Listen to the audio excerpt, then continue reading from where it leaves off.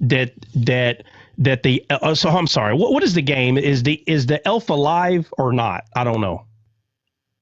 It's just a little toy. It's a doll. No, Jess. I know it's not alive. I'm saying the game with the kid. Do you tell your kid it's alive? I don't. Then how does it move around? How do you explain that to her or him? Oh, I guess I don't know. I only got it for a few minutes, and then I changed up the whole thing. So it's supposed to be that it.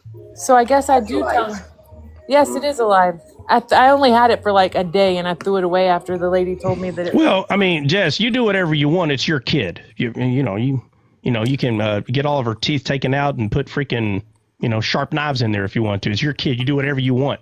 I'm just saying that if I take a little doll, okay, and I put it, I don't care if you put it on because it's not always on the shelf. Sometimes it's like sitting at the table, like hello, like it just somehow. Okay, so and the kid obviously is going to say, hey mom, how did it get over there? Well, you're going to have to tell it. I don't know what the game is. So let's just say the game is.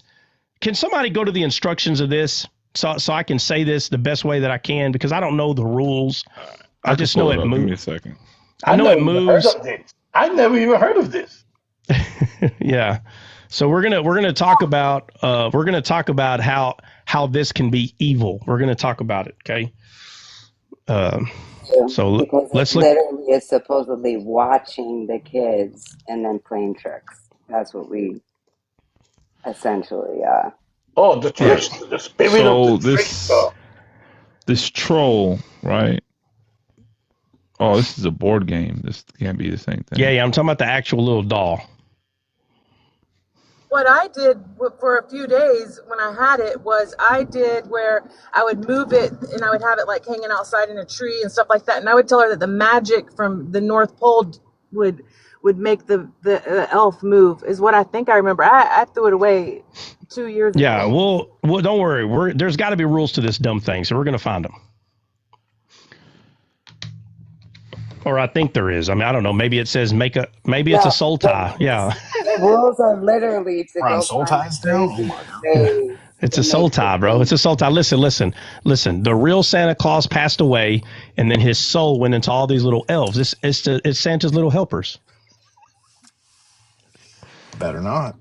Dre, you find that thing or not? I'm looking. God, is it that hard to find? Hold on a second. I mean, I've never even heard of this thing. I don't know what to call it. I never heard of it either. Yo, Enemy's Clause is in charge now. It's called the Elf on the Shelf. Elf on the Shelf. Yeah. Oh, Elf on the Shelf. That helps. Okay. Elf on the Shelf rules. Shelf rules. All right, I'm going to read it. I got it right here. Okay, all right. It's okay. Dre, I'm with you. I didn't know what the heck it was called either. All right, so all right, let's see. The main rules of Elf on the Shelf are the elf cannot be touched or it will lose its magic. The elf does not speak to humans. It must be given a name, and it moves to a new spot each night after returning to the North Pole to report to Santa. The elf also typically leaves your home on Christmas Eve. Okay, so here's the rules given to you black and white. Do not touch it. Give it a name. Elves don't talk. Elves only move at night. Elves report to Santa. Elves leaves on Christmas Eve. So basically, let's see. If you touch the elf, okay. So there's other there's semi things here. Okay, so do not touch it is the most important rule, as touching the elf will cause it to lose its magic. You must give the elf a name, otherwise it won't have its magic. Okay, so in order to have its magic, you got to give it a name. The elf will not speak to humans. It is a listener, but it doesn't speak back. The elf can only move when no one is around, and it moves to a new spot when the children are sleeping. The elf flies back to the North Pole to Santa. Oh, to tell Santa whether you've been naughty or nice. Exactly. Okay. It's an accountability elf. All right. The elf must leave. Okay. So the elf just watches just spies. All right. So it spies. Hold on a second. It spies whether the kid is naughty or nice. Okay. Which is where we get the whole, are you naughty or nice? Okay. So now we got a snitch. So the elf is a snitch. Okay. It's from Chicago. That's why it's here. Okay. Because, it can no longer live in Chicago. And Santa Claus is not all knowing. He's not omniscient. They lie to us. All right. So that being said, That being said, it says, do not touch the elf, the most important rule, because it will cause the elf to lose its magic. First off, magic is fake. So if you tell your kid that magic is real and this elf, if you tell your kid that this is true, you're lying to your kid, which is witchcraft. It's witchcraft. Got it. Okay. Witchcraft. Okay. All right. So how can this cause evil in your house? I don't even know why I even have to explain that, but it seems as though I do. Again, Jessica, I'm not talking to you. There's like freaking 75% of Americans play this thing. Okay. So why is this evil, or how can this thing pour evil into your guys? Because lies are evil. That's why. So when we hear the word evil, we're thinking like your house, like freaking poltergeist, like your house is going to crack open and Satan's going to come out and be like, evil has arrived. That's not how evil arrives. Evil arrives as soon as you tell your kids this stupid thing right here. That was you. You released the evil, which is lies. It could cause your kid to have nightmares. It could cause your kid to behave in a way that's not natural. It's not natural. Your kid is not supposed to be worried about what a freaking stuffed doll thinks. What the heck are we talking about right now? It's not real. Now, if you want to tell your kid, I want to play a game with you. It's just a game. It's not real. You know what's going to end up happening? Your kid is going to end up grabbing that doll and throwing it away and telling you, I don't know where he went, Mom. You know why? Because your kid knows it's not real. You see how stupid I'm telling you, your kid will do this. Your kid's going to know that it's not real, which means it's not going to have a hard time sleeping. It's not going to be like, am I do good? Did I do bad? Oh, blessed thou, elf on the shelf. I know you saw me do the one bad thing to mommy and daddy. Please don't go. I mean, you're just turning your kid into no offense to anybody. I'm being facetious. It's just a moment to do that. So don't think I'm being serious. If it was Dre saying this, Dre would be being serious. I'm just being facetious. But you're turning your kid into a Catholic, talking to things that can't talk back. You understand? Yeah, that makes sense. Because that makes sense in all different things, like even including Santa. We talked about that a couple of years ago. So if we're lying to our kids, that's pretty much witchcraft, right? Is that what it's witchcraft? You're lying. And so when people tell you, oh, it's not that serious. Listen, I agree with them. I agree. It's not that serious. But the question is it true or is it a lie? Is it true or is it a lie that if you tell your kid these rules, are you telling your kid a truth? Or are you lying to him? Which one is it? It can't be both. So if we're being honest, you're lying to your kid. And when you lie to your kid, it will come back and bite you in the butt. I'm telling you, because, your kid, oh my God, the kid is a human. They're human. It ain't going to be long that they're going to be like, why is mom always lying to me? Bro, that is going to cross their mind, man. Why is she always lying to me? Baby, I never lied to you. What I lie about you? Well, you told me the elf, that was just a game. Yeah, but like, I thought that was for real. And then you told me Santa was real. Like, you're always lying? Why would they listen to anything you say? You're going to start talking about God, be like, oh, here we go. Another elf on the shelf. You understand what I'm saying? It's like crying wolf, right? You're supposed to be tending to the sheep, and you're like, wolf, and everybody comes, and there ain't no wolf, and you're like, eventually, you're gonna cry wolf, and nobody's gonna come, and you're gonna get eaten up, all the sheep and you, because they're not gonna take you serious. So you want to mean what you say and say what you mean to your kids so they know that when you speak, there's validity in what you're saying. You don't want your kids to question whether you're telling the truth or not. That's how you know the game comes from Satan, because if people can get your kids to question you, then guess what? They can watch all the crazy shows right now. Why? Because your kid's going to listen to someone else, because you never tell the truth. So if you never tell the truth, then that means, the LGBTQ is the truth. Because if it wasn't the truth, why'd you keep that away from me? Huh? Oh, because this is the truth. I'm actually supposed to be the opposite sex. Mom was hiding the truth from me. She lied to me about all the Christianity. Stupid. They're always lying to their kids. Have you not met any of these people? If you've met an Islamic believer or someone that claims that they used to be Christian, what they always make fun of are these stupid games that Christians play. Christmas, Elf on the Shelf. Oh, y'all believe in Christmas. Some of these people were hurt from this when they were a kid, and they run away from Christianity. They think Jesus has something to do with this, not knowing you just had stupid parents. They don't want to admit that. No, my parents are smart. It was that religion. The religion did this. So to be completely honest, for someone to say, well, it's going to bring evil in your house, that's funny. They're not lying. But what do they mean by that? Okay, first of all, it is bringing evil. Your kid is running around believing a lie that a doll under its own power is somehow moving around the house, and you're the one doing it because you're trying to manipulate your kid to be nice. Trying to manipulate them to be nice. You can't manipulate. You have to use the love of God. You just love them through their craziness, not manipulate. All you're going to end up doing is teaching your kid to manipulate. And I guarantee you, most people's kids already know how to manipulate. They don't need you to teach them how to do it to the 25th power. Okay. You're not supposed to embrace manipulation. You don't get rid of manipulation by being the manipulator. That ain't how you do it.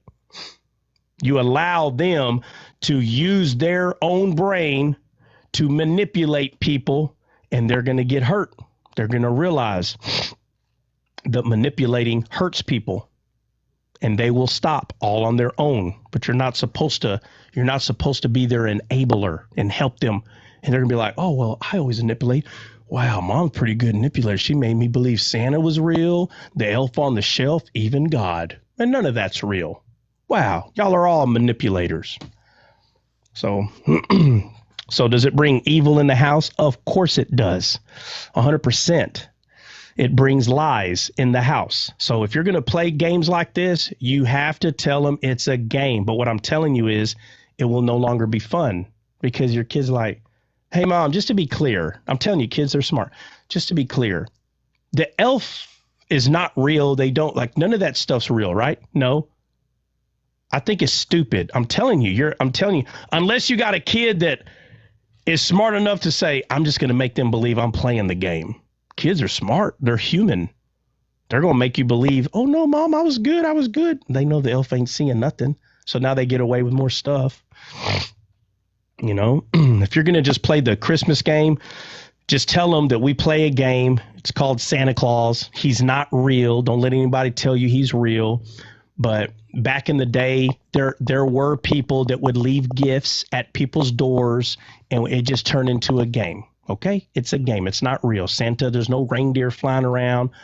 Well, then why do we do it? It's stupid. They probably don't even want to do it anymore.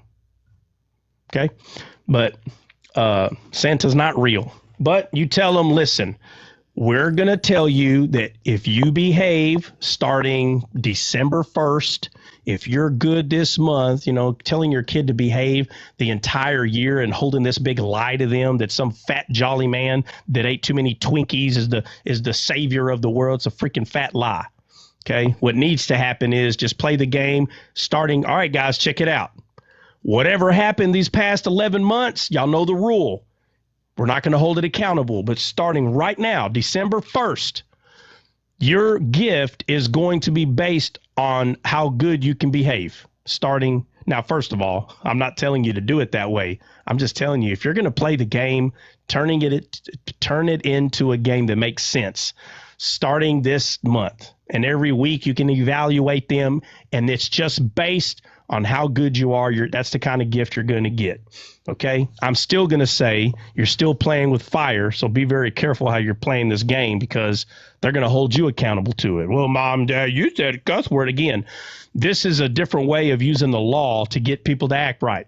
It's still a law. I don't care. If you have to earn a gift, you're putting them under a law. All right. And the Bible says the letter killeth. which means at the end of the day, somebody's going to get a bigger gift than someone else, and you're going to have a fight on your hands. So you better figure out how to play this game where it's fair. And you better figure it out quick, because the kids at the school are going to want to make fun of them if they're not playing the game at all. All right? So you make up your own mind how you want to do it, or you can become part of Jehovah's Witness, and they don't play none of those games. All right? And they say it's of the devil, and we don't play it. And then they can get made fun of at school as they're 12 years old. Like I used to make fun of Jehovah's Witness because they didn't go to pep rallies. We knew we were going to kick the football team that lived right next door. We knew we were going to kick their butt. We go to the pep rally, and I'd see, the girl in my class, and they're like, okay, guys, if you're JW, you can leave. And I'm like, what? It's pep rally today. Where are they going? Guys, we got to respect there. And I was like, well, I'm still going to ask. So next time we come to school, Monday or Tuesday, I ask, hey, how come you don't go to pep rallies? Oh, we just don't do that. Who's we? What do you mean? Oh, we don't celebrate that. Why not? And then, the answer is that we also don't celebrate birthdays. You don't celebrate your birthday? I was like, what about Christmas? We don't celebrate that either. I was like, well, what do y'all do? Well, we do these things or whatever it was, and I'm like, what? You don't celebrate none of that stuff.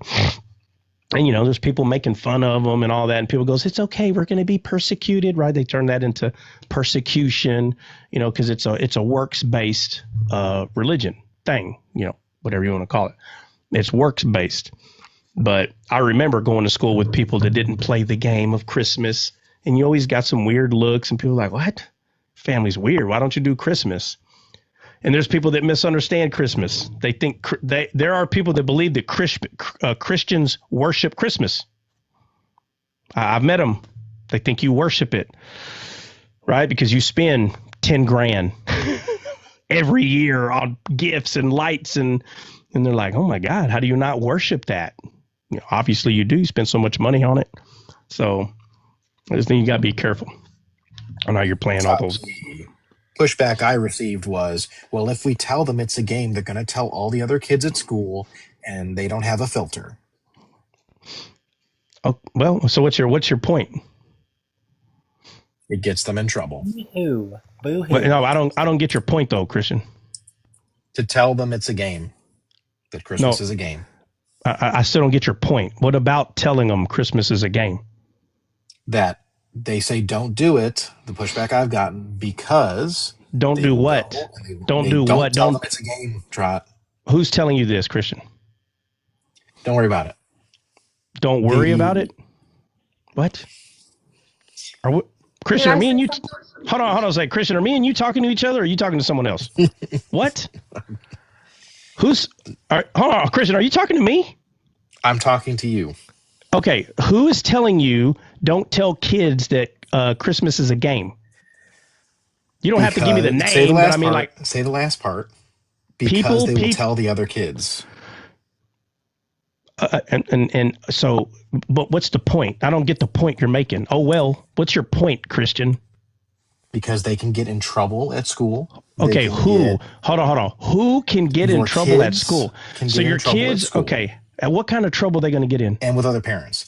Because they're taking away the magic of Christmas from them. Okay, so let's look at this realistically. Okay, so if your kids tell other kids a truth, they're going to get in trouble if they tell them a truth. Yes. Okay, so what's wrong with that? Isn't something wrong with that? I don't think there's anything wrong with that. No. I'm not asking you if you think something is wrong with it. I'm asking you to tell me what is wrong with it. I mean, in biblically nothing. At school, getting in trouble is never generally a good thing. Okay, so they're going to, when you say get in trouble, what are we talking about here? They're going to get swats? How are they going to get in trouble? No, they're going to get reprimanded at school saying, how? Don't say that, I said how, Christian, how are they going to get in trouble? You just keep saying they're going to get in trouble. How? I don't know. They get talked to, they get separated from the class, they get made an example of, who knows? Okay, so you just speak, you don't know. They could get in trouble in some way. There's a lot of ways, yes. Okay. What I'm saying is I don't give a crap. I don't give a crap if they better not make the mistake and call me. Well, your kid is telling everyone that Santa, is that against the rules of the school? So if you're telling me that the school's got rules and your kid cannot come in here and tell other kids, my kid's not going to that school. That's how easy that is. My kid. So I have to lie to my kid about Christmas to go to this school? The devil has taken over here. I'm out. You get it, Christian, or you don't get it? No, I get it. Some people don't okay. have it. I don't care. I make myself real clear. 100%. No one's going to tell my kid they have to lie. That's ridiculous. So here we are. Listen, this is the problem with Saul. He's more worried about what the people think than God. So what's a good example for your kid? To be more worried about the people or to be more worried about God, what God thinks? It is more important to be worried about what God thinks. I'm not saying No. I know what you're saying. You don't have to tell me what you're saying. I already know what you're saying. I'm saying things you're not saying. You need to be saying what I'm saying. Instead, you're more talking about the kids being reprimanded at school.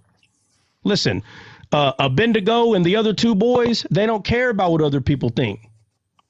They don't care about what other people think. Well, the issue here is that no kid gets reprimanded at school. What Christian is really saying is that it was probably a close family member. I would assume maybe his mom or his wife was like, don't do that to our kids because our poor kid is going to get made fun of because he's telling the truth. And I'm telling you, that's not true, because all my kids, Levi right now is 7. He'll go to school and Christmas comes around. The kids be like, oh, we're waiting for Santa. He's like, Santa's not real. They were like, what? He's been telling, all my kids have been telling everybody. They've been descaling people since day one. Santa's not real, guys. Just so you know, it's your mom and dad doing it. So, yeah, some parents may get upset about it.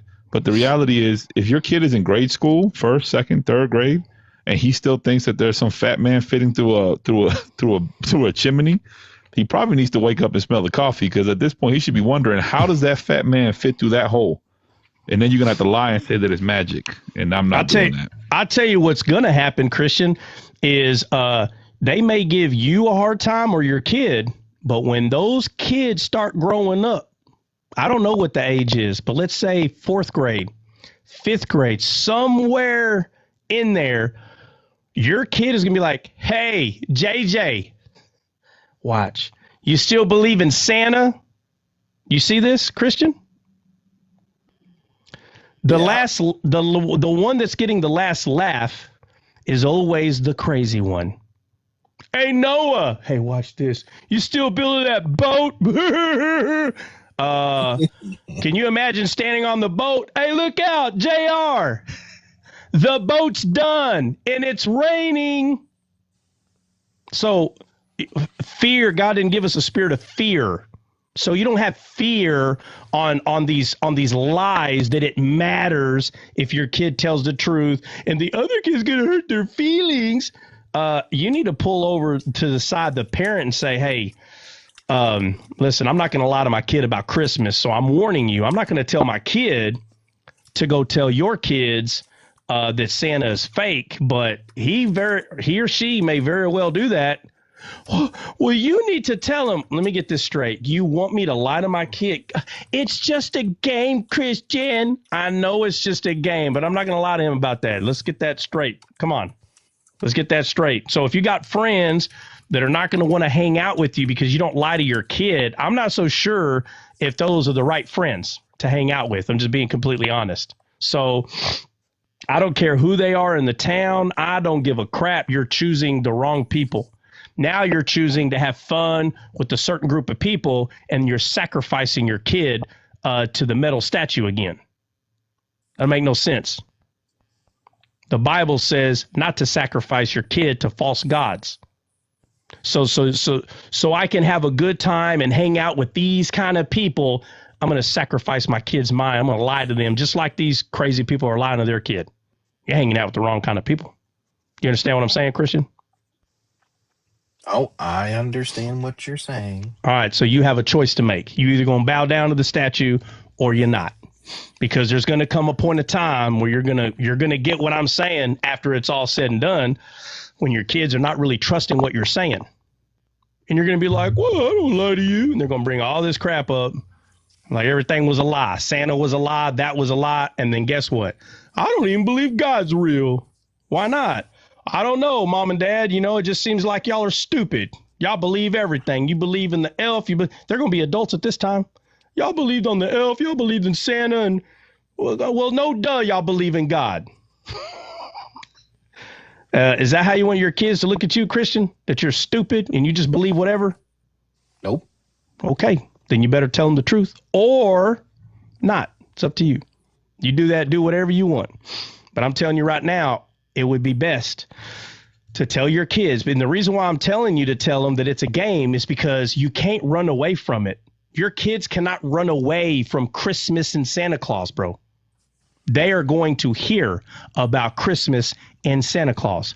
So it's not you that's trying to tell them the truth to ruin everybody else's fun. No, everybody is going to be throwing Christmas and Santa Claus in your kid's face.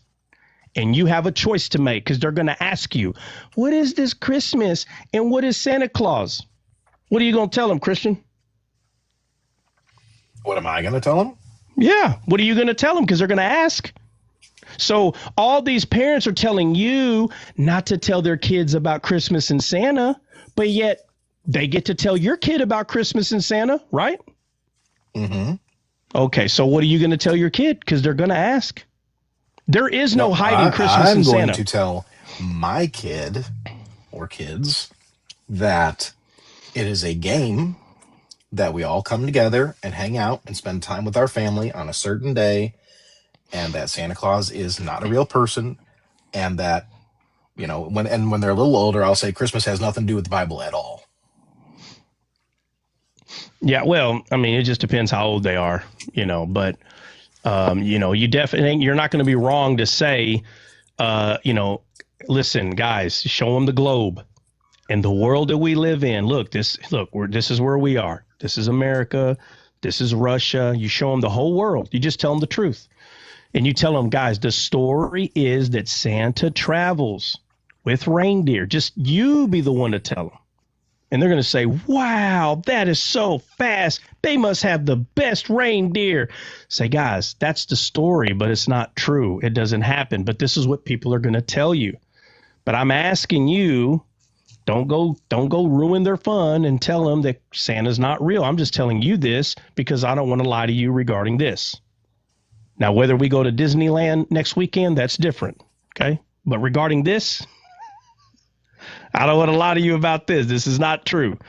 Okay. But we are going to play the game with everybody else. Okay. And you're going to have to explain to them what you mean by that. And you're going to say, listen, I want y'all to be as good as y'all can starting December 1st. And based on how good you are, that's the kind of gift you're going to get. That way it looks like they're kind of playing the game. But again, it's a game. Golly, it's like saying if I go play the Ninja Turtle game, am I worshiping the Ninja Turtles because I'm playing the video game on TV? It's a game, meaning you don't believe it's real.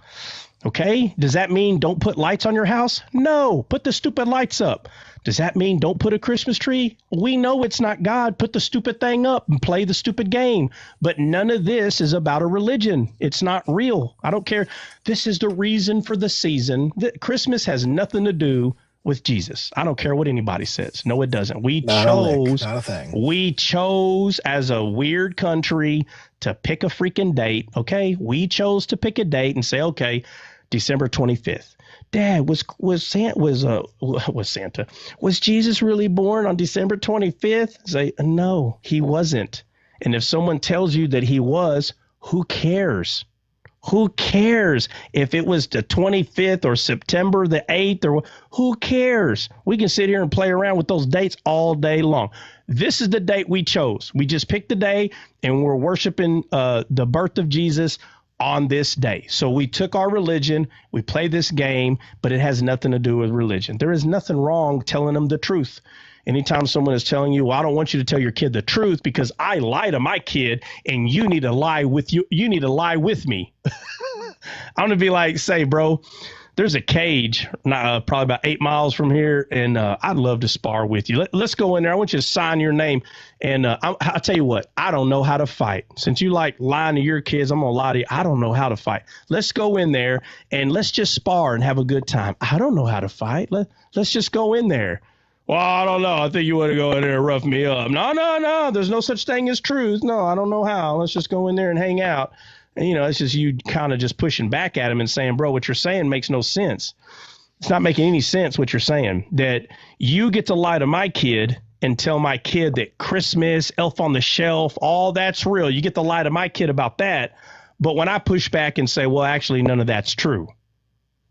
Now you're mad at me, but yet I'm the one telling the truth, and you're mad at me because I'm not playing along with your little lie there. So again, it's your kid. You can lie to your kid as much as you want, but I'm sitting there telling you, your kid is a piece of soil. I don't know why people don't take this serious.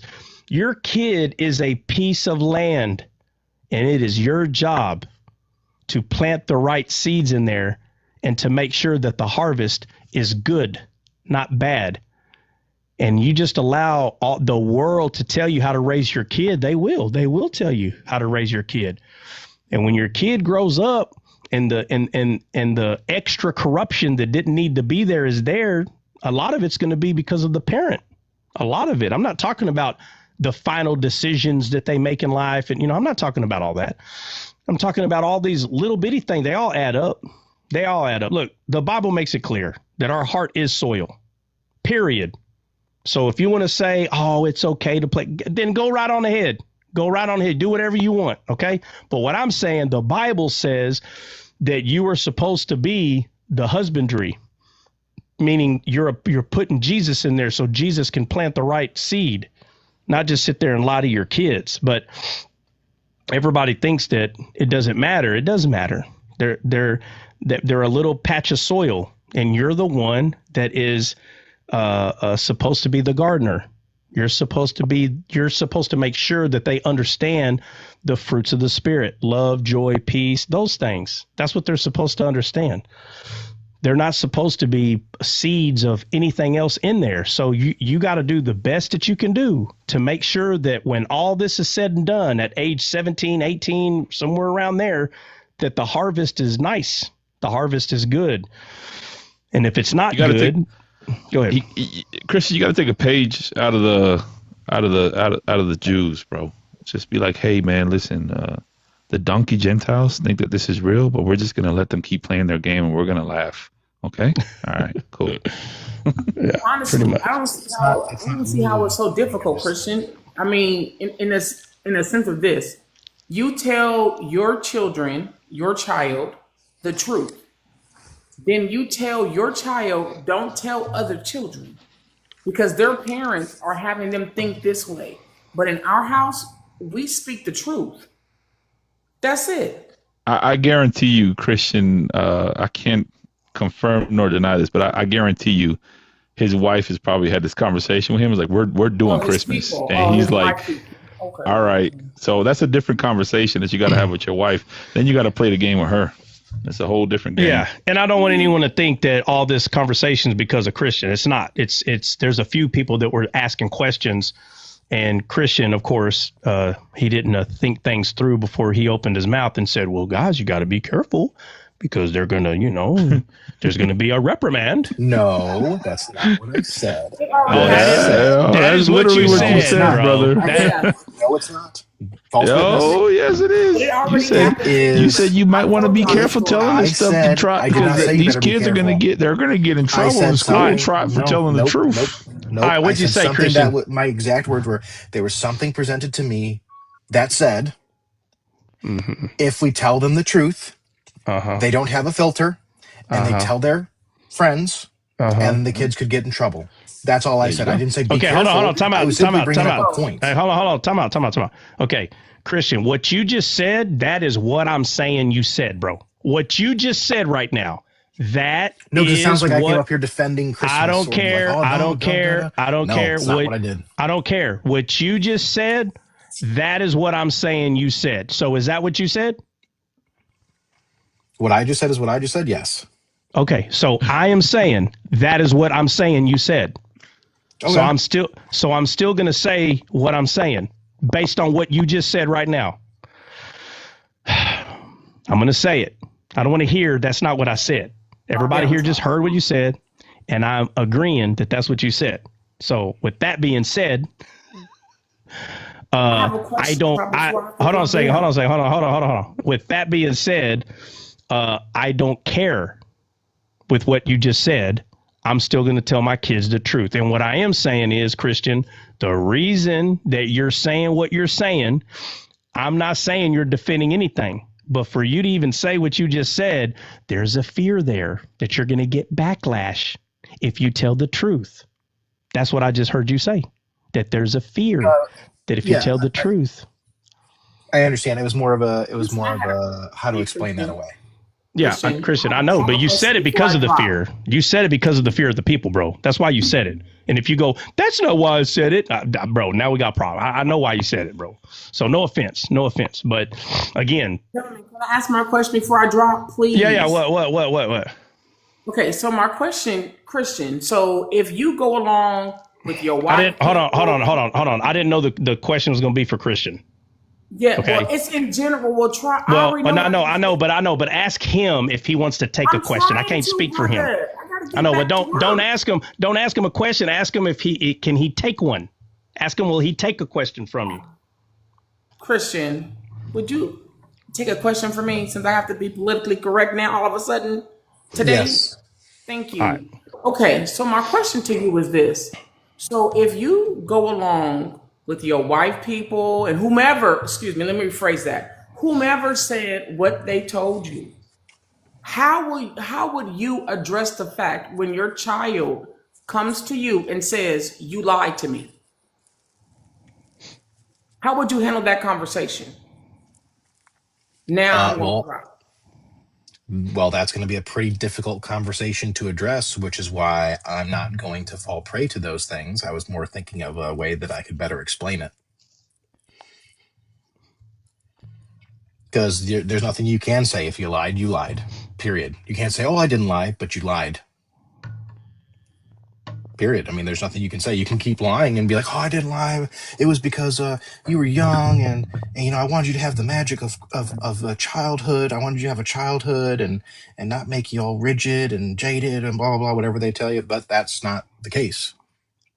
All right. We get the point. Okay. But I think that's a good question that she's asking. She's just saying, what's the aftermath of this?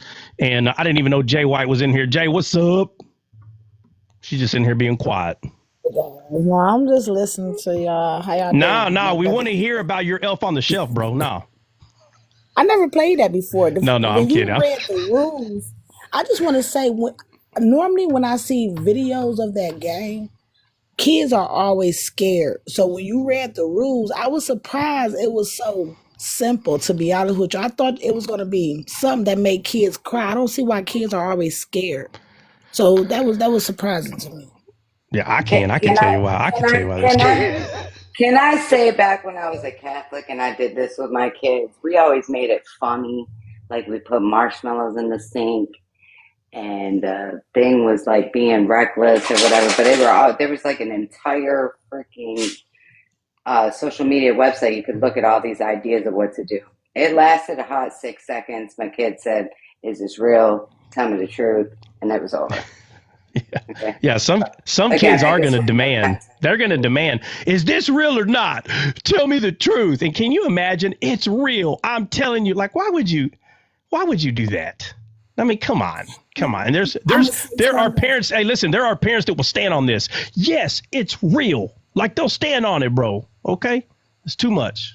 So again, raise your kid however you want. Anyway, but Jay, just to say this, where you're talking about kids crying and stuff, bro, listen, have y'all not seen some of the videos that are coming out on TikTok where, like, because, it's Halloween, right? And you'll have, bro, a 1 or 2 year old baby, like in a little, what do you call the baby chair? What is that thing called? A stroller.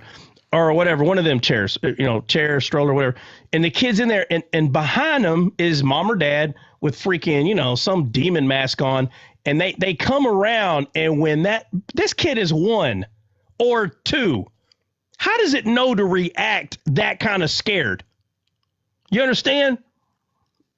Listen to what I'm saying. And they see this scary thing, they freak out. Like, bro, why would you put your kid in a state of fear like that? That's so stupid. Like, after seeing that, listen, I'm not questioning should anybody be a parent. Listen, the truth is half the people that got kids shouldn't be a parent. I'm saying if we're going to hold everybody to every standard, to how stupid they are, well, then if that's the case, fine. You know what? We need to have a carnal king in this world, and they're going to determine who can have kids and who can't. If that's the case, only 10% of the population will be able to have a darn kid. So don't misunderstand me. I'm saying we've all done dumb things, but the one thing your kid definitely does not need, okay, is to be traumatized. And I am saying in any form or fashion. I mean that. But the whole like mask scaring the kid, like, bro, the little dude, I know it was a boy. The mom was like, okay, I don't know, his name was Daniel. I don't know. Okay, Daniel. So today, and the parents like getting the tension from the kid, but the other one is coming with this. And I'm like, oh, bro, what are they going to do? And then sure enough, the kid's face is that way. And then out of nowhere, you see the parent come around. The kid's like, freaking out, bro. Freaking out. And not just freaking out, like they're doing anything to get away from this. And I'm like, bro, I'm not so sure if that's okay. Like what you just did, like your kids got nightmares. Now they're freaking, and now they're thinking that the monster thing is going to come from around the corner again. Like I don't think it's okay to put your kid's mind in a state of fear like that. I just don't think it's okay. But that's what people are doing right now. So I'm saying all that to say this to Jay. There are kids that are going to react that way with that freaking stupid stuffed doll. I'm sorry. They are, bro. They're going to see this doll's got like some kind of power over it, bro. And it's not true. They ain't got no power over nobody. But yet this doll's got power to go tell Santa, like, come on. That doll's Moses again. The law of Moses, the accuser. I mean, it's the same stupid game again, And if you don't appease the accuser, the daddy's going to get you, It's just a bit much.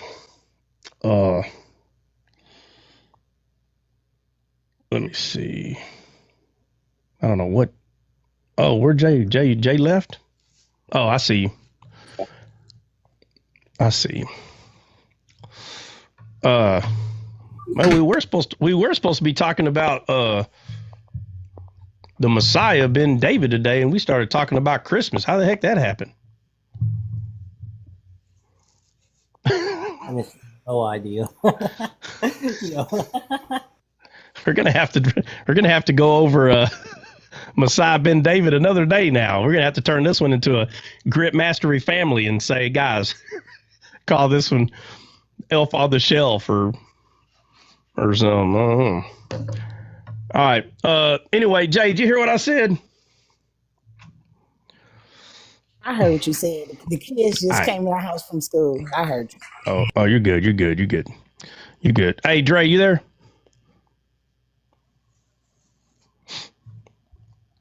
Dre. I don't know if he's there or not. I would have hopped off. All right, let me just do what, Bill? He's still on the screen. You see him? Well, no, I see him, but chat a minute ago that he'll be right back. I was like, oh, okay. All right, that's fine. Dre on. Yeah. So, has anybody got anything else regarding Christmas or Elf on the Shelf? Because we're going to go ahead and we're going to move Messiah Ben David. We're just going to have to move that. This just happened. Guys, this happens. Sometimes the topic will come up and then there's people that are interested. Christmas is right around the corner. So I'm sure we're going to get more of this because I remember every year there's just someone different that's got a question about Christmas, the tree, the elf, or whatever. And we just go through there. So my question was answered. Jessica. It's like Jessica only shows up for Christmas. She's like, hey, remind me again, the Elf on the Shelf. How is that evil? Okay, we'll go The on together. worst. I know. No. It happens every day, bro. Okay. It may not happen every day, but it happens 2 or 3 times a week. We're like, all right, we're going to talk about this. And someone just happens to have a question that everybody's like, oh, yeah, what do we do about that? And I'm like, all right, let's just go over that. And we'll just push back the Messiah Ben David because we do need to finish that. But it's no big deal. Let's see. Go over that though, for real, because for some reason, I right where Christian was earlier, I get to that point to where like, okay, well, I can't really go to school and tells other kids. Well, then, you know what I mean? So I'm glad that we went over that and we really hit that hard. So now I got it for another couple years, I think. Yeah, and you just listen. You just whatever parent gets upset and tells you this, just you make sure you listen, guys. All of you always start off. Listen, I'm far from perfect. Always start off with that so you can let them know this is not about being perfect. It's just that you're trying your hardest to tell your kid the truth as much as you can and tell them there's times where I say things that I know is not fully true and I don't like it. And I'm not going to add this one on. That's it. That's all you're telling them. And you know, you can say, look, I've tried to tell my, you know, girl or boy or whatever, my kid, I've tried to tell my kid, you know, do not go tell other kids this. But again, she's a kid or he's a kid.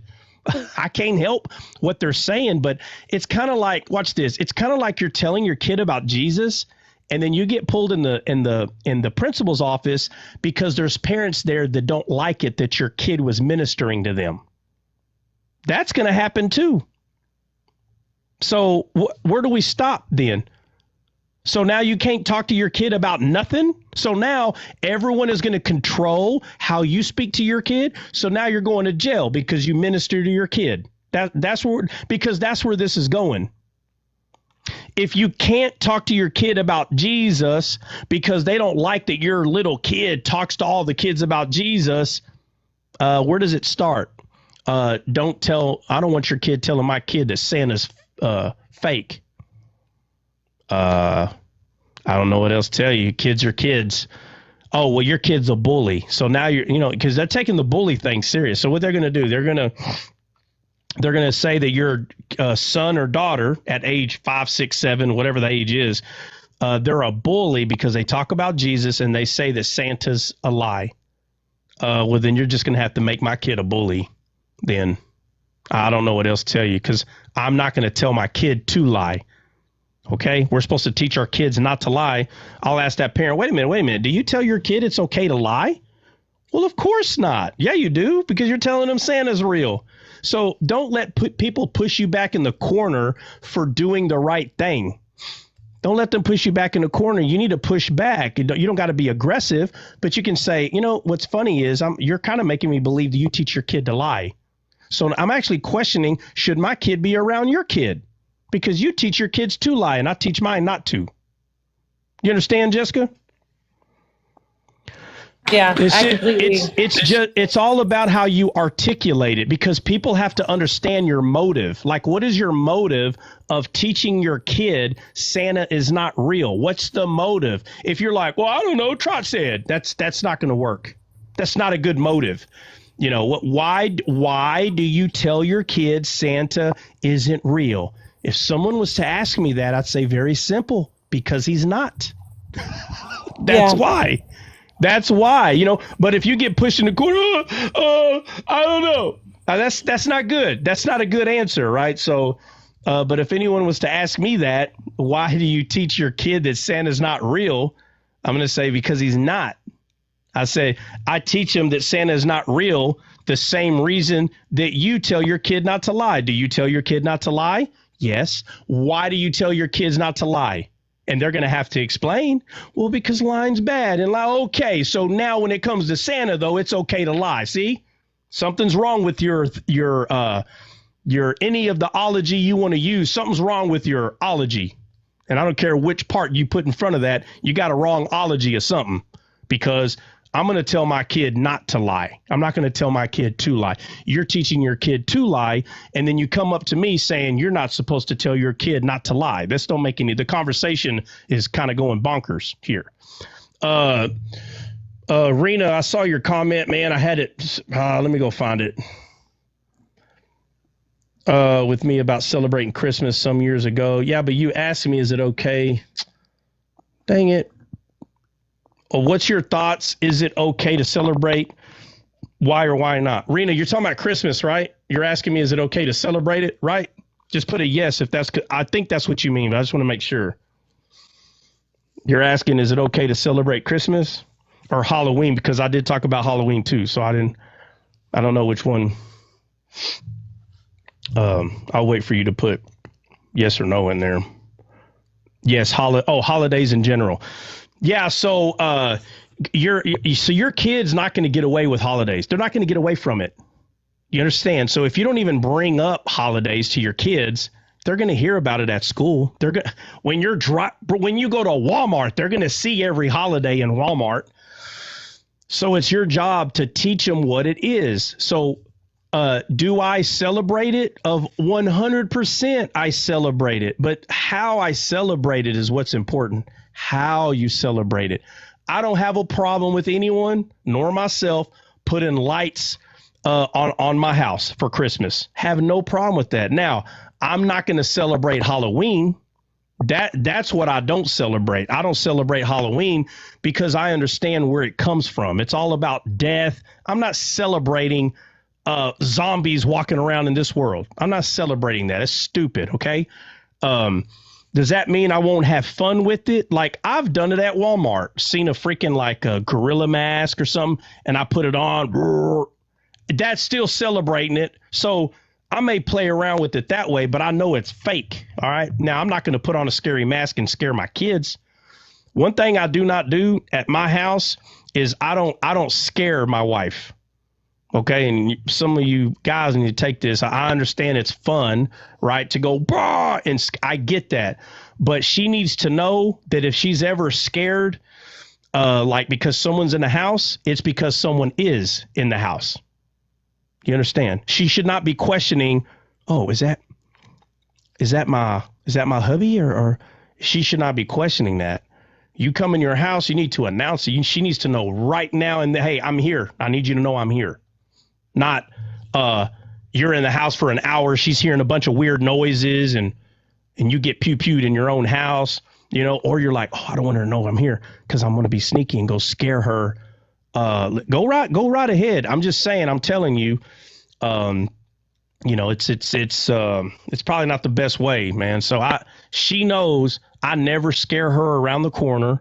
Okay, don't get me wrong. I would love to do it. I think those things are funny, but I know what it could cause. It could cause someone to think, oh, he's trying to scare me. And there's actually someone in the house. It's just not good. It's not good training for when you just happen to be that house that a bad event's about to take place in. That's not good training. So don't get me wrong. If you think I'm pointing my finger at you, I'm not. Trust me. Come on. Most of y'all that come over, y'all know me. You mean to tell me, first of all, I guarantee you half the people in here are 100% like, oh, really, bro? I thought you would. I am that way. I would love to scare her every other day in a different way. I'd love to do it. It's 100% part of my character to play around with someone like that. But what I'm saying is I can't do that because if someone is actually in the house and she tells herself, oh, yeah, he thinks he's going to get me today, I'm going to get him back. And the whole time there's someone actually in the house and she's trying to play back towards me, you know. So I don't do that. So the whole Halloween thing, we don't watch Halloween movies and all that. I saw Jason Voorhees, Freddy Krueger. I saw them things growing up. I don't ever remember having a nightmare or like being scared. I'm sure at some extent I was. But those movies, the gory movies and stuff like that, the Bible tells us on what things to think of. It doesn't tell us to think on those things. So that's not somewhere you need to be, you need to be keeping your mind around. But to answer the question regarding Rena, should we celebrate holidays? Easter, I do not celebrate that holiday. Okay. I know the truth. Bunnies do not lay eggs. They don't. So because of that lie, I'm out. Santa Claus, fat man goes in the chimney to give gifts. That's not true. So because of that lie, I'm out. Halloween, dead people don't walk around. Now, if you're talking biblically, then yes. If you're not saved, then you're dead inside. You're a real zombie in real life. That's a real zombie right there. Okay. But because that's not true, we don't have zombies walking around the world. Because of that lie, I'm out.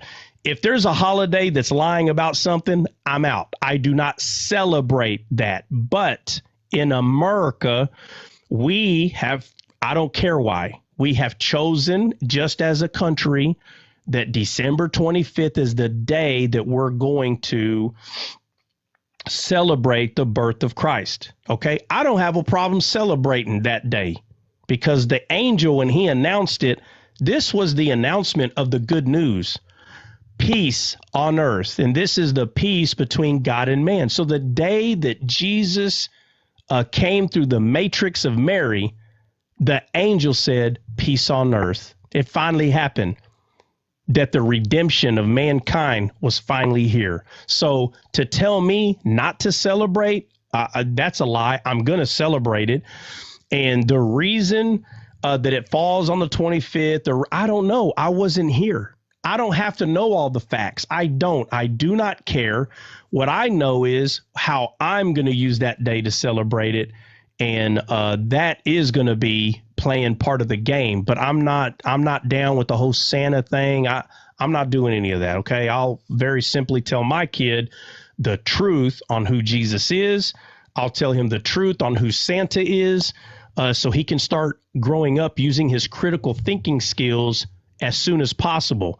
He don't need this whole, let your children be children. I don't even know what that means. Let your children be children. You better start teaching your kid how to be an adult as soon as possible. All that other crap, you can miss me with that. But that whole let your children be children. Okay, you let your children be a child for as long. That's why he's 25, still lives with you under your insurance. You still got to pay for a bunch of bills because you wanted your children to be children. You know, a smart person teaches their kid to be an adult. And when I say an adult, I'm not talking about teaching them how to party, teaching them to be a smart butt, teaching your kid how to outsmart everybody and be rude. That's not an adult. That's a moron. You're raising a moron. Teaching your kid to be an adult is to be respectful and know the difference between when you need to be in an argument and when you don't, when you need to defend yourself and when you don't. That's what I'm talking about. I'm talking about the wisdom of the Bible, not this world. Just because your kid knows every Beyonce song doesn't mean they're up to beat. No, you're raising your kid to be of this world. That's what you're doing. And there's a lot of people in here, they may know some Beyonce music. They may know some of the secular things of the world. That doesn't mean that is what your kid, a kid. So watch this. Is your kid supposed to eat, honey? Candy, we'll say candy. Is your kid supposed to eat candy all day, breakfast, lunch, and dinner? 90% of adults will say, no, you don't feed your kid that, but you'll feed them all the junk of the world and say you're teaching them. Come on, man, wake up. No, you're not. Look, you're an adult, which means secular music at this point in your life, you can probably hear it, but not go do it. Your kids are going to hear the stupid music and they're going to go do it. I don't understand how parents still have not separated their brain from your kid's brain. You know that you're not going to eat candy. Listen, I would love to eat candy, breakfast, lunch, and dinner. I could figure out how to break those apart. I can eat Snickers for breakfast. I can eat Reese's Pieces for lunch. And for dinner, I can eat 2 bowls of cereal. I would love to do that. They taste delicious. I could do that 3 days a week, but it's not good for your health. Not even a little bit. So it's not that I don't like sweets. It's just that I know it's not good for my body and like that. And, all day, every day, it's not good. It's the same thing with music. There may be a song that I can recall from, playing football or when I was at war, music that I would listen to before I went out and pew-pewed. I can recall that music, but I knew how to use that music. You understand? I wasn't immature that when I heard it, that I was acting out the things that it was talking about. Okay. But a kid doesn't know how to just eat a little bit of candy. A kid doesn't know how to just listen to a little bit of music. They don't know how to do that. So then you're going to put this crap in front of them, whether it's music or food, and then now you're wondering why they eat like crap, why they got a bad attitude. Well, they got a bad attitude because the biggest song that came out a few days ago was a wet ASSPUSSY. That was the biggest song. WAP. That was the biggest song, and you let your kid listen to that crap and want to know why she wants a boyfriend already.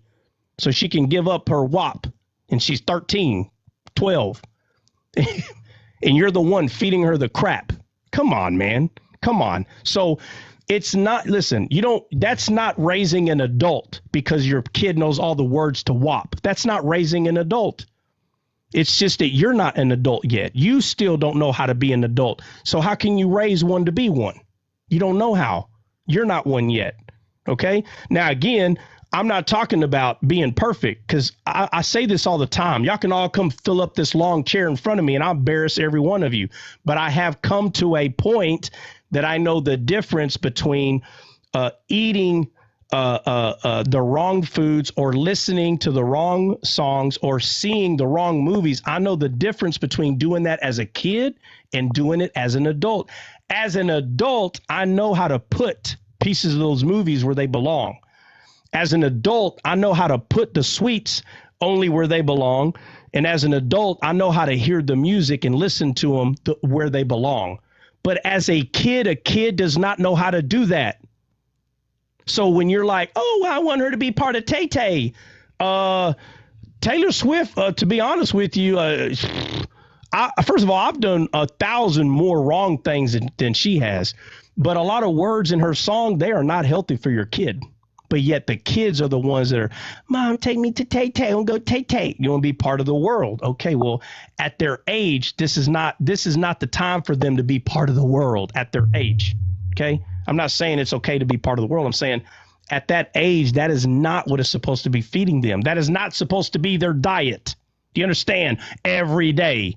That's not supposed to be their diet. So that's what I'm talking about. So holidays, it's the same thing. Food, physical food, secular things of this world, it's still food. Music, it's food. How to argue as an adult. You let your kids sit at the table while you're letting people argue about tutu and poo-poo that's fighting down the road. That's them listening to that. That's not them being an adult. They're being a stupid, immature adult. If you want your kid to be stupid and immature, let them stay at the dinner table and listen to adult conversations. Your kid just going to be stupid too when they grow up, and it's going to be your fault. You need to be protecting your kid. You got the Nicki Minaj and all these other people. It's so funny. They make all this music. None of the parents guard the music from their kids, but then they don't let their kids hear their music. And if they do, they're like, oh, don't let them hear that. So they know how to create the music. They know how to stop their kids from listening to music. But the people who buy it are adult kids and they give it to their kids.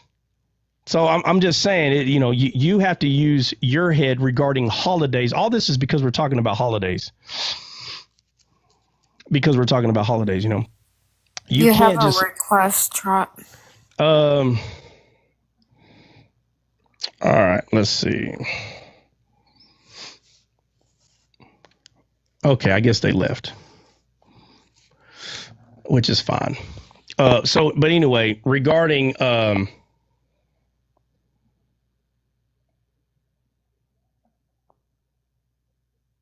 that's amazing. What's up, homeboy? Someone else was there. Short tank. No, I saw the other person, but they left. What'd you say? Amazing, you're not. So don't even worry about it. Amazing.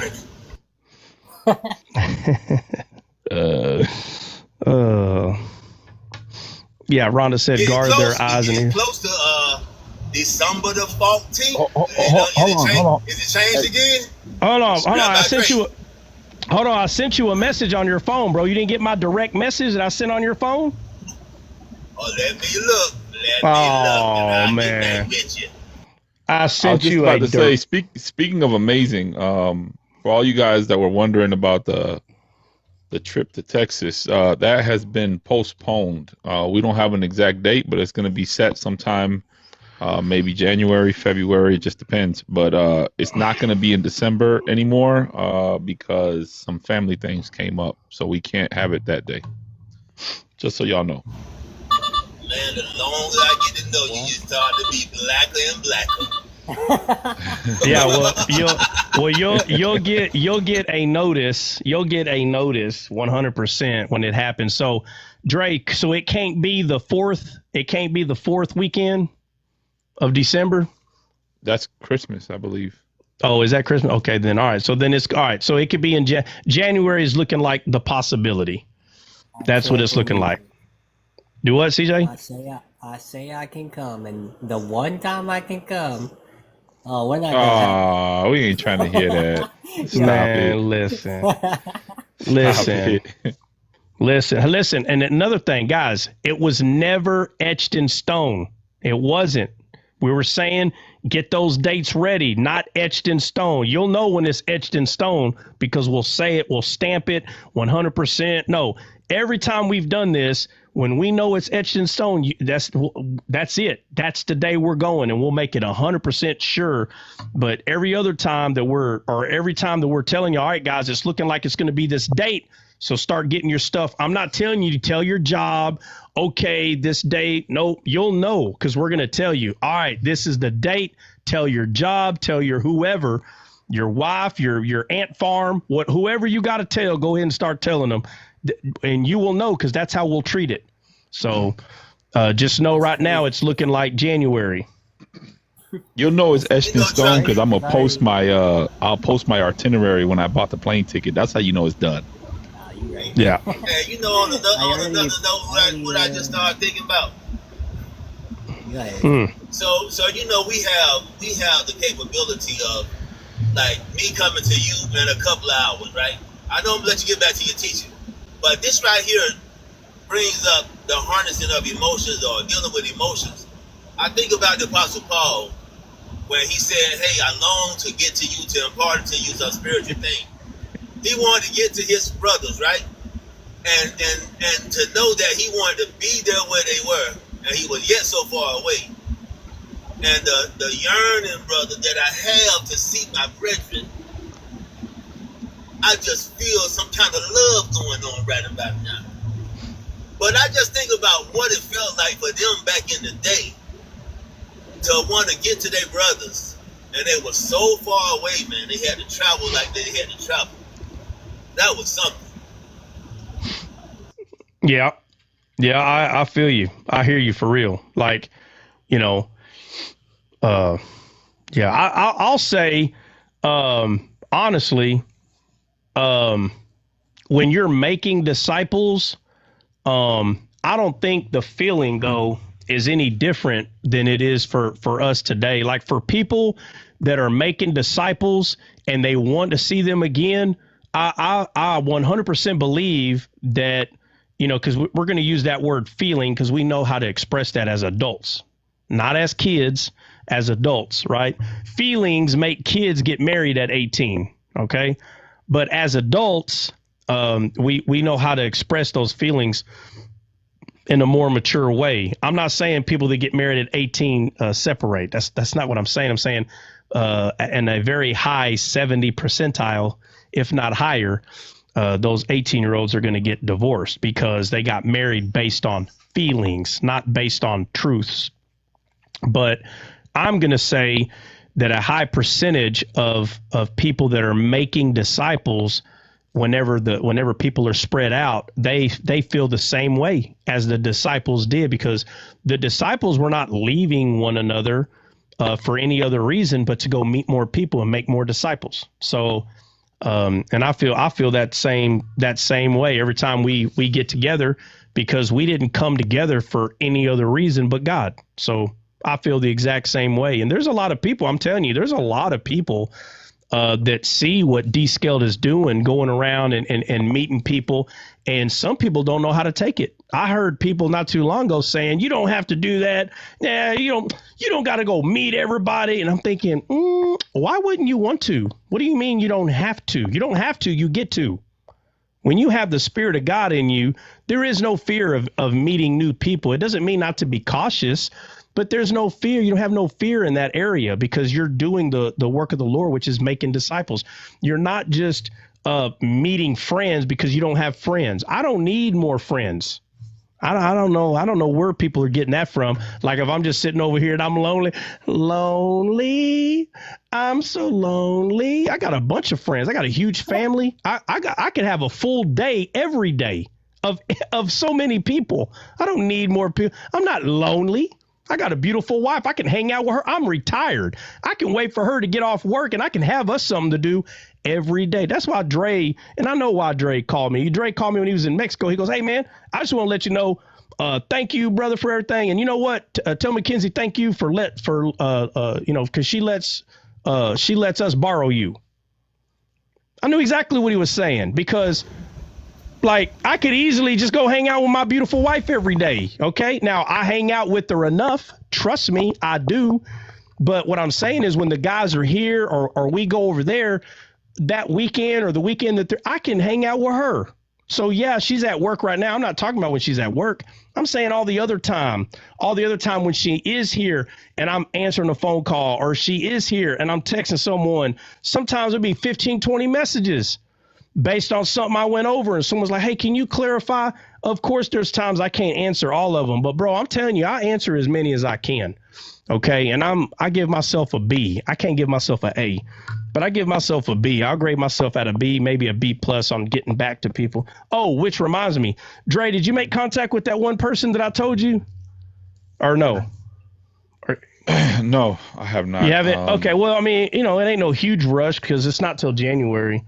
But yeah. Well, we don't have the date set, but the person knows that it's not going to be in December as of now. So yeah.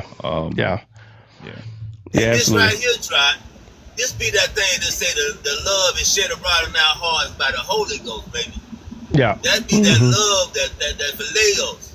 And then it ain't like we're a cult. I mean, Trot cooks. He don't make lemonade. He don't make juice. I don't make lemonade. No, I just heard you say I don't make lemonade. I said you cook. You don't make juice. Oh. Yeah, to Nina's point, yes, silly Mackenzie is a saint. Mackenzie is a very, very nice lady. She is very nice. She accommodates all the fellas. I mean, she's hospitable, and we are loud and we make a lot of noise, and she lets us get away with bloody murder up in her house. So I appreciate her. If you guys some of you guys already know this story, but we went to Pinky's restaurant and we ate so much food. Doggone it. I don't even know how to explain to you the kind of food we ate, but we ate a lot of it. And when we got in the car, do the itch, Trot, do the itch, the monkey itch. He does just like that. when he does that, Mackenzie's like, oh, he's sleepy.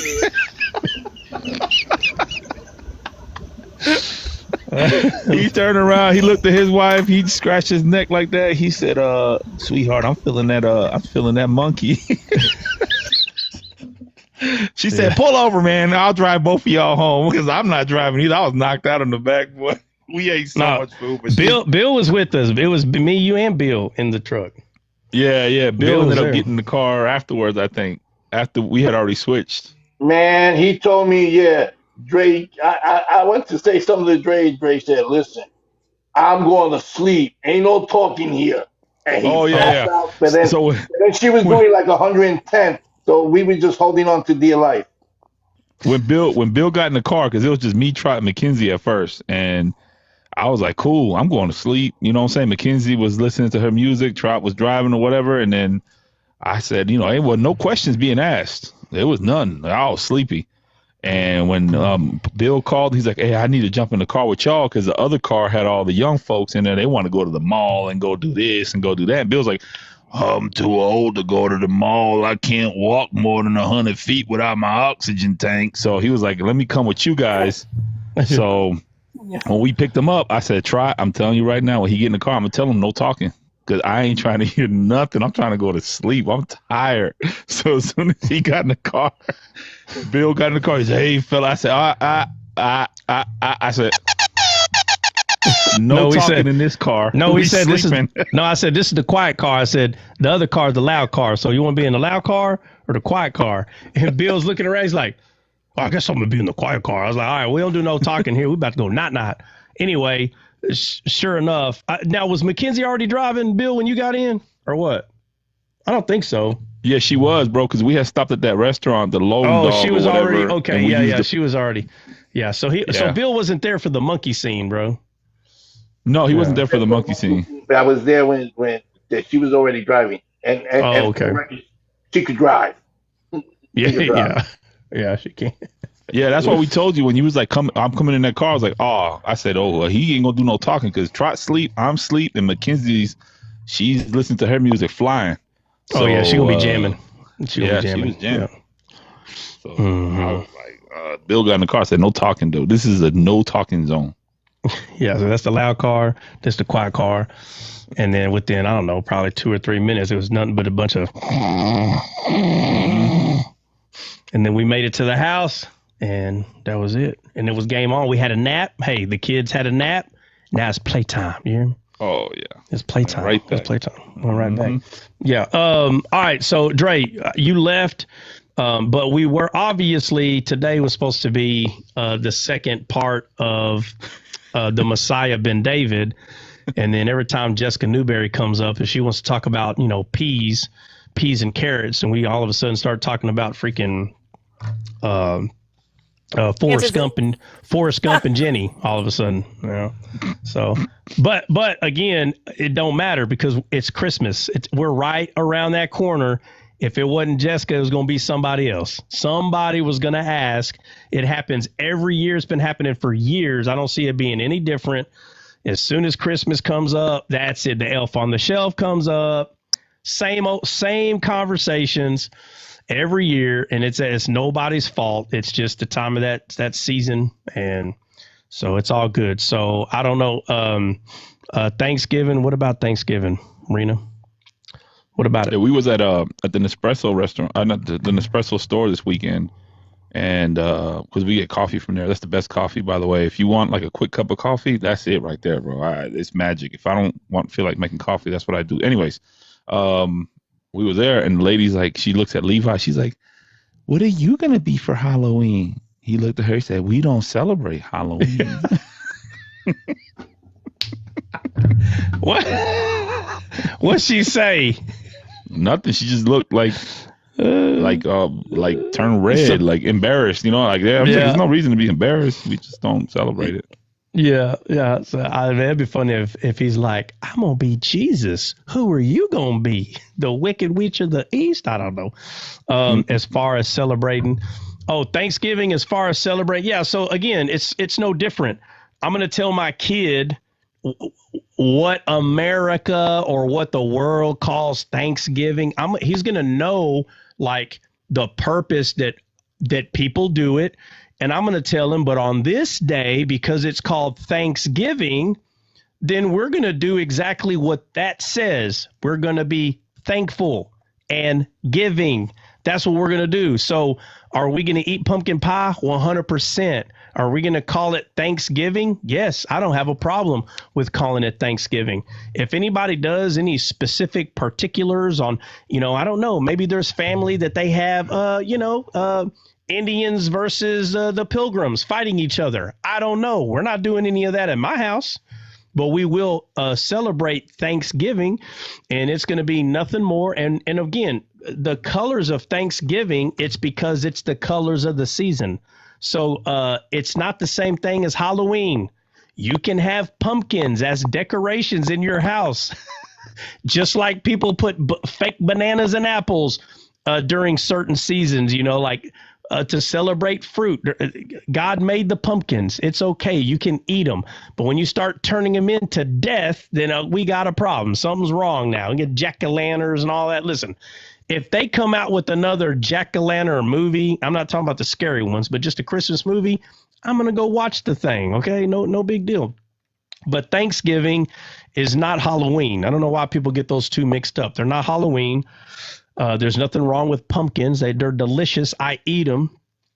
And when we celebrate Thanksgiving, it's everybody coming together, bringing food that everybody else made, and just having a freaking, potluck. That's all it is.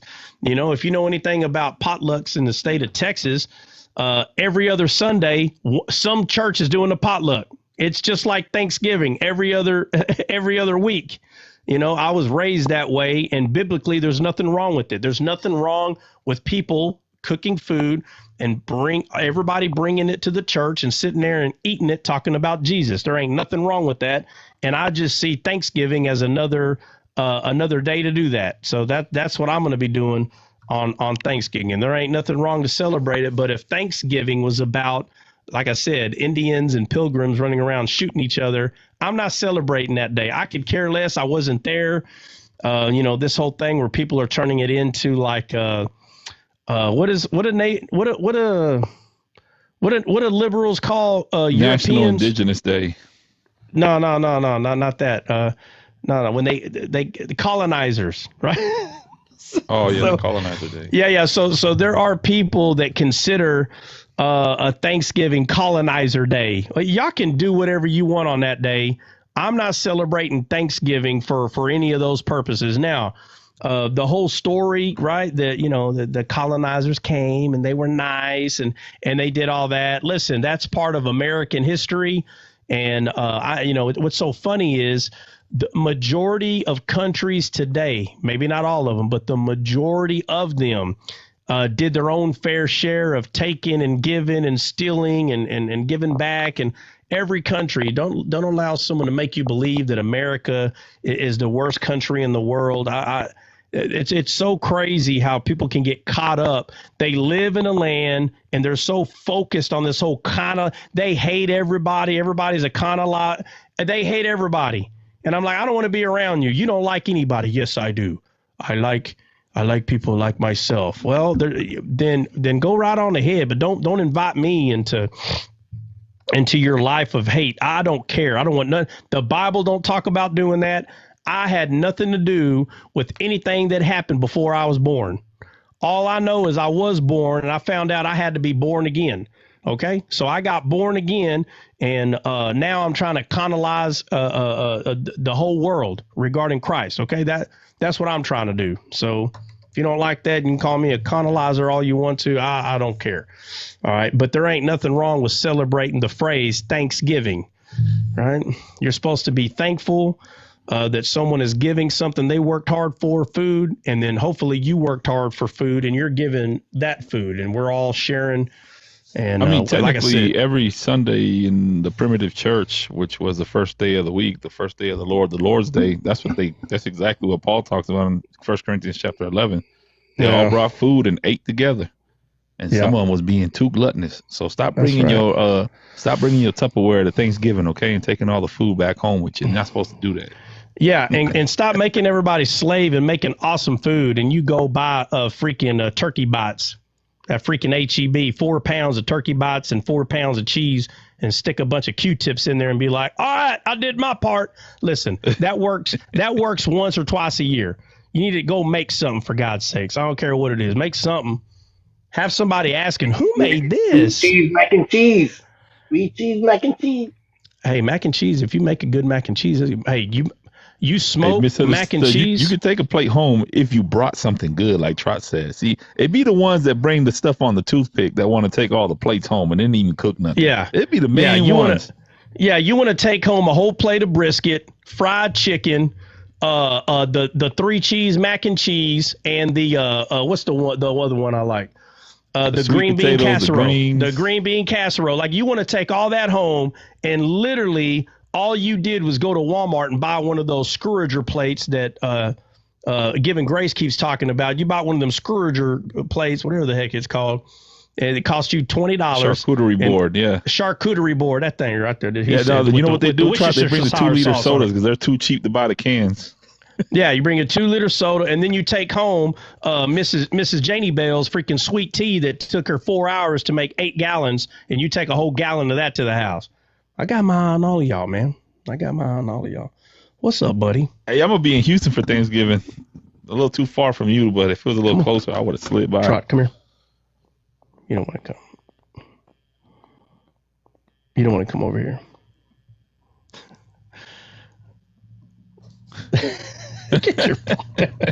Get your paw down. Big old head.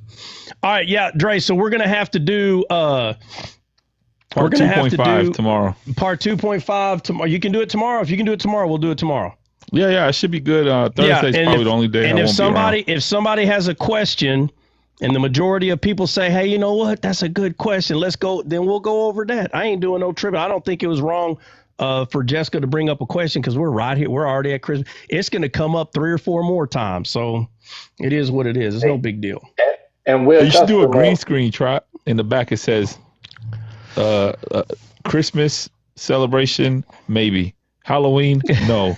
Easter, no, in the background, and then just use your little finger and point up and just be like, right here, see, it says it right here. Yep, just like that. Right there, see, right there. Hey, and then do like this. Yep. Mm-hmm. With half of your head only. Yeah. What'd you say, Saba? Is the live ending? Yeah, Saba, we've been on for 3 hours.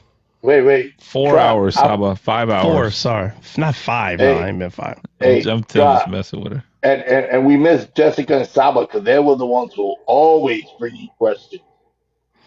Yeah. Can we talk about Melchizedek? What? We haven't talked about Melchizedek before? Yeah. We got a new Flip in the house, huh? That was Flip's everyday's questions. That was Flip every day. He asked about Melchizedek. Y'all was supposed to talk about it during the last when everyone went to your house, but y'all never did. Well, I guess we got to do it. Okay, well then we can make Melchizedek a topic this time around. I was getting ready to go to work. Yeah, no, we've been on for hours, man. Whoa, sneeze on me, dude. All right, guys. Cook that dinner for your husband. Look, he's a red nose. He's a red nose lab. He ain't red nose, Amber. Amber, Dre, remember? He's a red nose. He's mixed with Pitt. He a red nose. I swear, man. Red nose. That's adorable. Yeah, that's a big dog, man. For you guys who don't realize that is a big. I'm a big guy, but that's a big dog. He bumps against me. I'm like, listen, bro. I got 10% on my right knee. Okay, you gonna break my knee off. He said 10%. Yeah. Hey, you should. Hey, you haven't. Nobody met the girls yet, huh? Yeah, right? We did. We all did. Yeah, we all did. We were there. Yes, they were little. Yeah, little baby girls. Yeah, we were there. They were there the last time. Oh, okay. Well, they're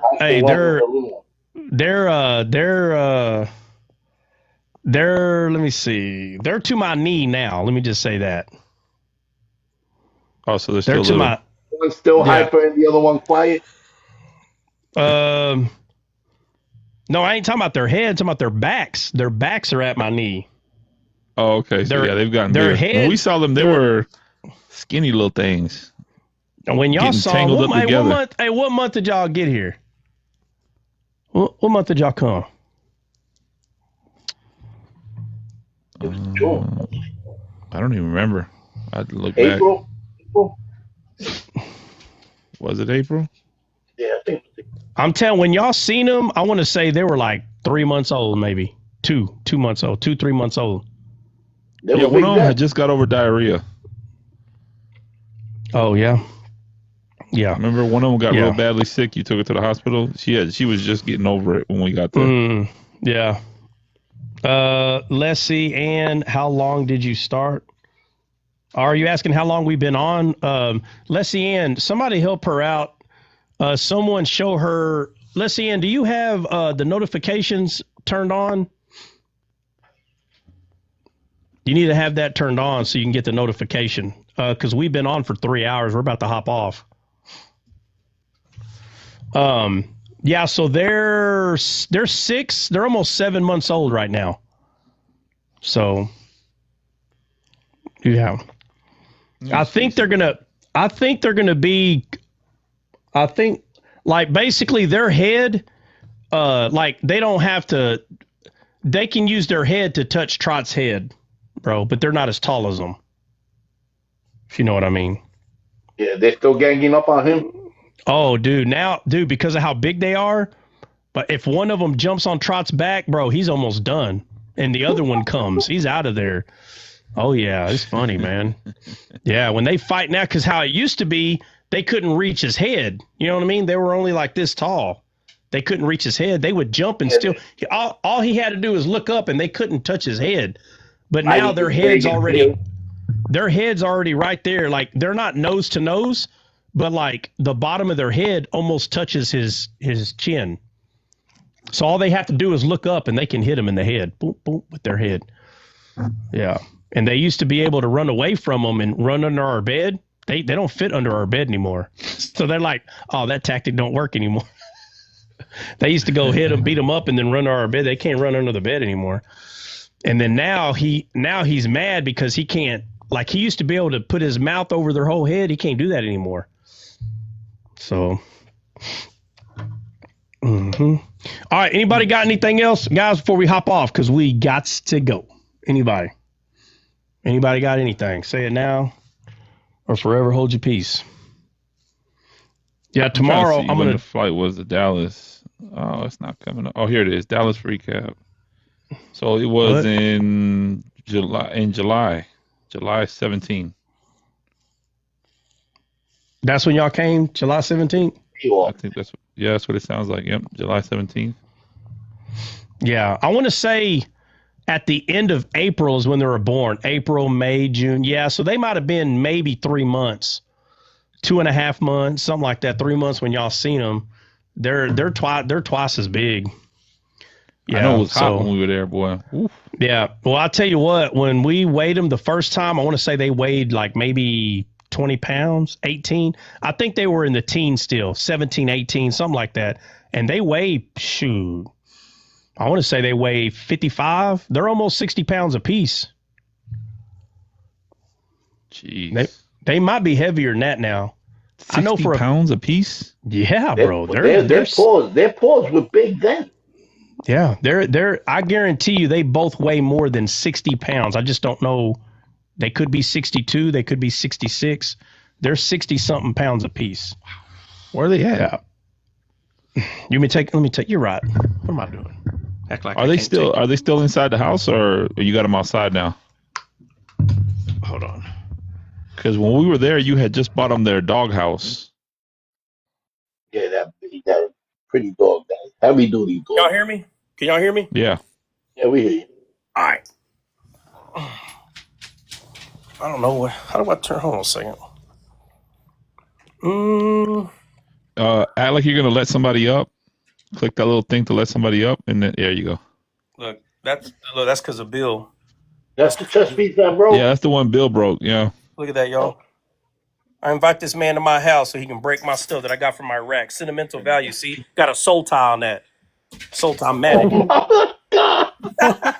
Oh, man. What was that, a bishop? You broke it. I think it was a tower.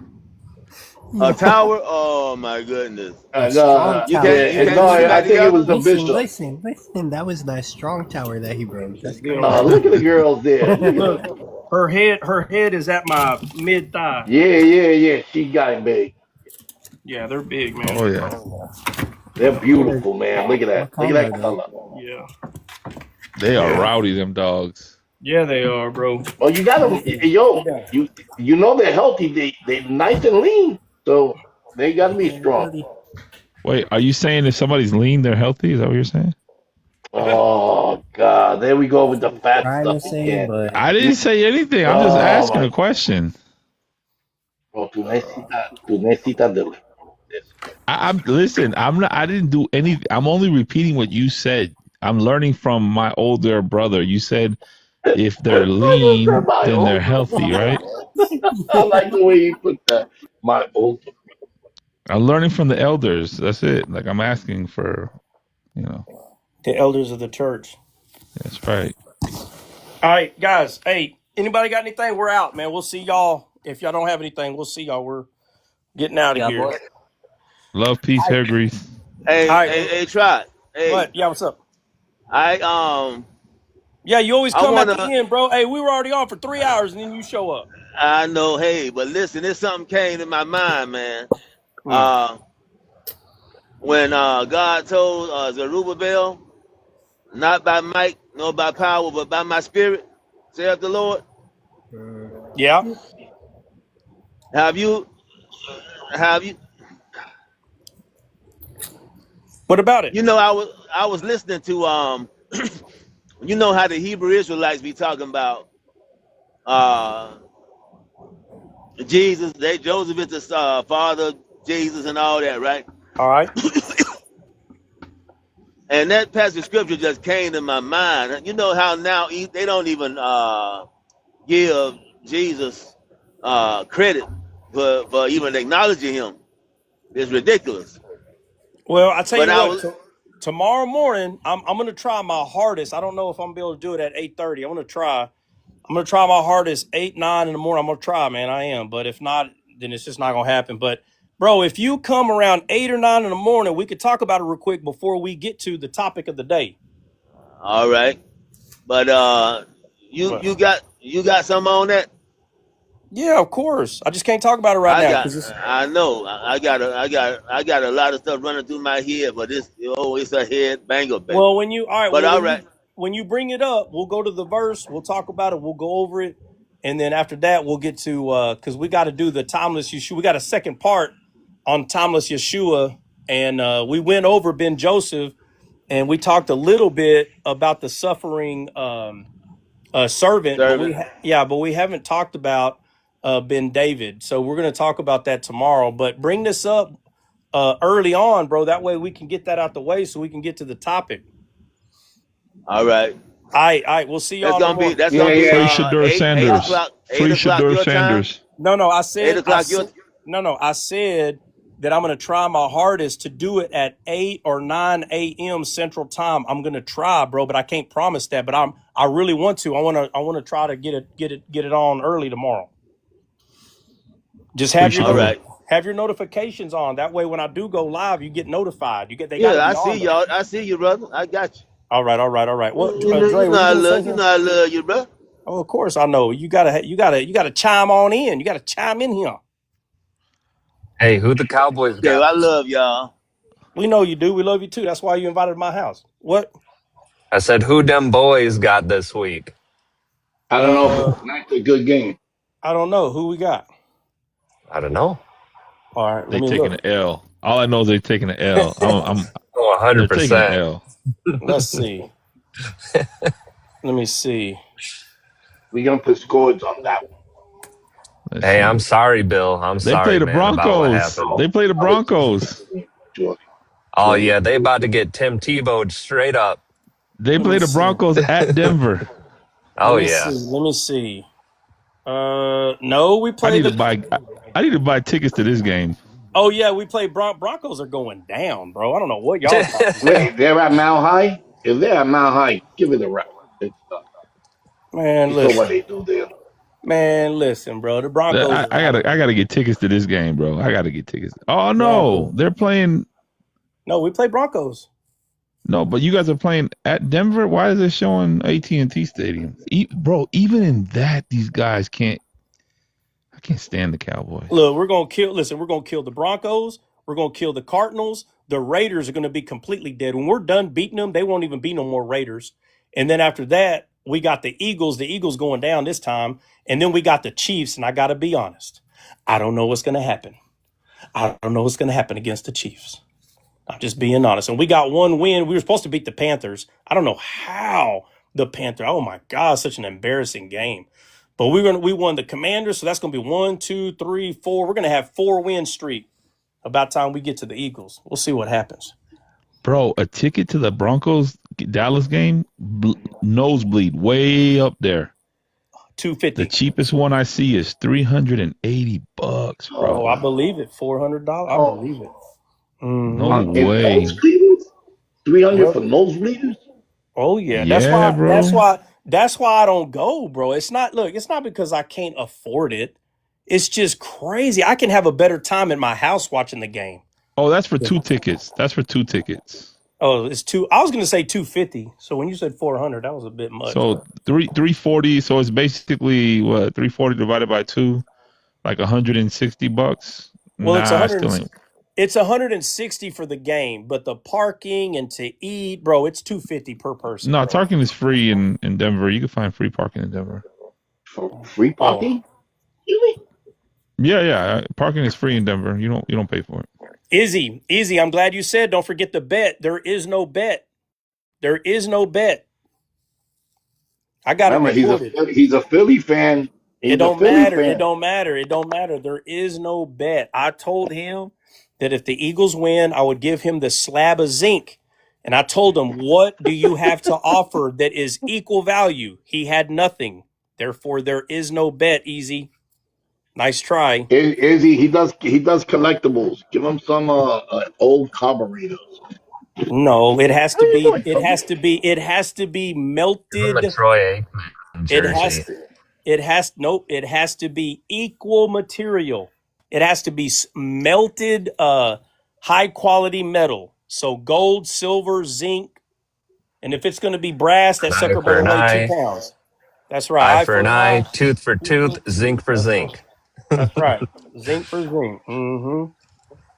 And I'll help you out, Easy. If you want a slab of melted zinc, go to your nearest yard that what is it called? What is it called? Junkyard? No.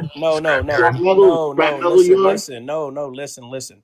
Your nearest place that covers they cover metal objects with zinc. Okay, galvanizing. That's what it's called. Go to your nearest galvanizing plant and tell them that you want to buy a piece of melted zinc that's as big as a silver dollar, and they might just give it to you, but they might charge you $1. Just tell them you want one. That's all you got to do. I used to be a foreman at one. I picked this up after they.